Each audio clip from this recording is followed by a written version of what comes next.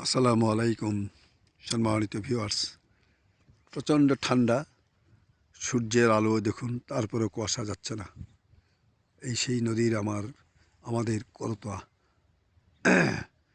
দেখুন ওপাশের লোকজন এই যে বালু উঠাবার জন্য তারা কাজ করছে। আসলেও এখন নদীতে তেমন লোকজন নাই, যাদের বিশেষ প্রয়োজন তারাই নদীতে একটু প্রচণ্ড ঠান্ডায় পানিতে তারা কাজ করে। দেখুন নদী শূন্য, মনে হয় নদীতে লোকজন নাই বললেই চলে।